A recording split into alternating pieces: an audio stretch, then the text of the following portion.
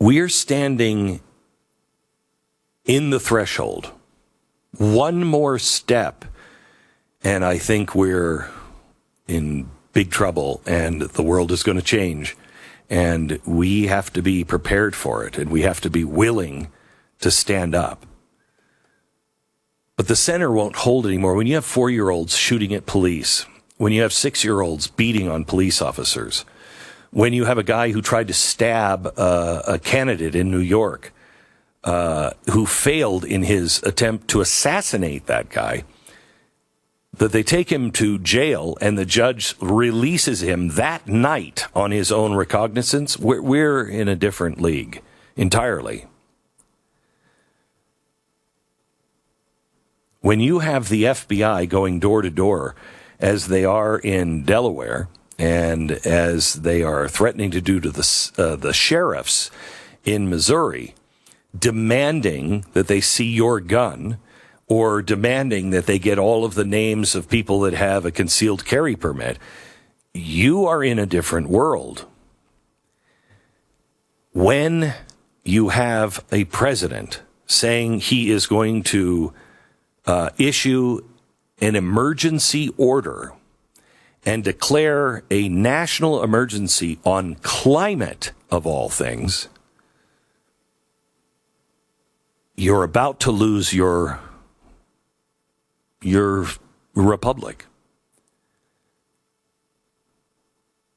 The only state of emergency that needs to be declared right now is the state of emergency that we have with our own federal government and this president, because the presidency is way out of control. No matter what party the president is from, when they say any version, well, since Congress won't act, I will, that should have alarm bells going off in every single person. I don't care if Donald Trump said it, Ronald Reagan said it. When they say, if Congress will not act, I will, that is a direct violation of the president's oath of office. Most Americans have no idea how weak the office of the president should be. But Woodrow Wilson put the cabinet together, his little advisors, and then those little advisors hired people, and they made all of these departments. And now the president can tell these departments exactly what to do, and in effect, he makes laws. And I think Americans prefer it this way. I really do. But you have no one to answer to you if that is the case. But I think people prefer it that way. They want somebody that they like, they voted for, to have a magic scepter that can just, they can wave that magic scepter over and control prices and give you free stuff and define marriage and provide abortions and protect you from climate change. But that's unconstitutional. None of those jobs are listed in the Constitution for the president. None of them. Not even close. In fact, let me give you a quick reminder here that maybe you can share with your friends who prefer the magic scepter presidency. The founders put Congress in front and center in the Constitution, not the president. And here's why. They had major kingophobia. Okay? It's like Germany right after Hitler. They're like, okay, let's not do that again. And they knew that men would try to gather more and more power and consolidate that power, and that was everything they were trying to get away from. So, what did they do? Well, they were very cautious when they put together the office of the president, the executive branch. After the preamble, the very first line of the article says, all legislative powers herein granted shall be vested in a Congress of the United States, which shall consist of a Senate and House of Representatives. So all legislative power is granted to Congress, not the EPA, not the FDA. They can be there, I guess, to enforce, but they don't make the rules. Congress does. It means no legislative power is granted to the president. Now, I know you know this, but I'm not sure about the rest of America. The president can't make laws. So if the president can't make laws, well, what's his job then? Well, the first thing the Constitution instructs the president to do is to take an oath to, quote, preserve, protect, and defend the Constitution of the United States.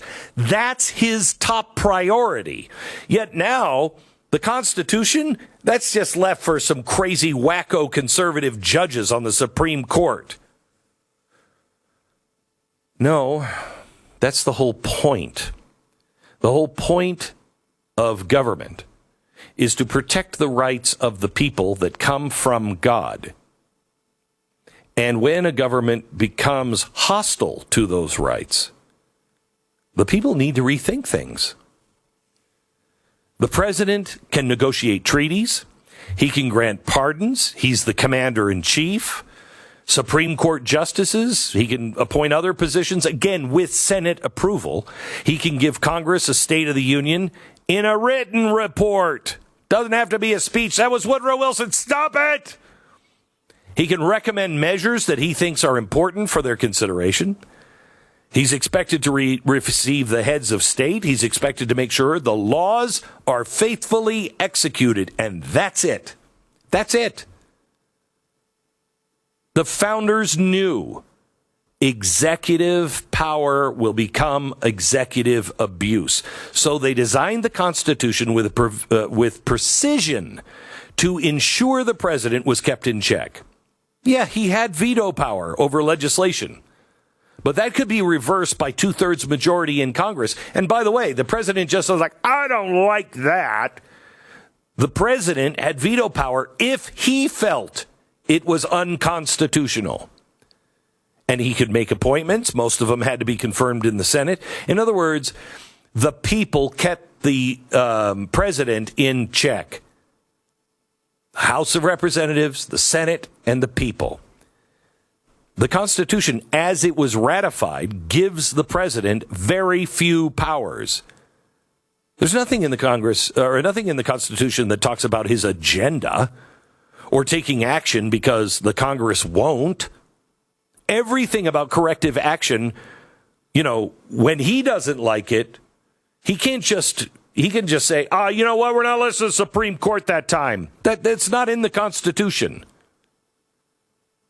The only way forward is for people to learn the Constitution and dial back the out-of-control presidential power. I warn you, the office of the president is going to spook the hell out of people. I think I know what side it's coming from, but maybe we dodge a bullet this time, and next time it will spook the hell out of the other half of America. We must dial back his power. If you enjoyed this video, hit like and subscribe to our channel so you'll be sure to see similar videos from BlazeTV with the added bonus of signaling YouTube that your voice and opinion still matters. And if you're looking for more great conservative content, check out one of the 2 videos suggested here.